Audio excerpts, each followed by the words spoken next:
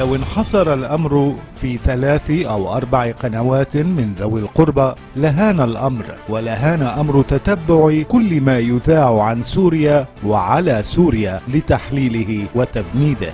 ولكن الأيام توضح أن هناك إجماعا على التحريف وإخفاء أجزاء مفصلية من الحقيقة، لكننا اعتدنا على ذلك.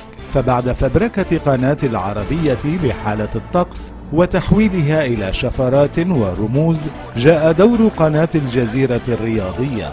لم تكن إلا خريطة تحرك لمهربي السلاح القادمين من خارج الدولة.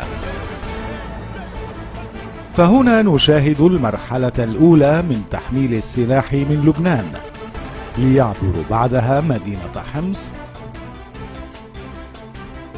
ومن ثم تسليمها إلى إرهابي آخر من منطقة أبو كمال، وبعدها يقطع مسافة طويلة نحو الشمال. ونرى كيف يحذرونهم أيضا بأنهم سيواجهون بعض العراقيل والعقبات وصولا إلى دير الزور، حتى يتم تحريرها عبر حافلة للمنطقة الأخيرة الواقعة في الميادن، لكي يتم تزويد الإرهابيين في السلاح في تلك المناطق.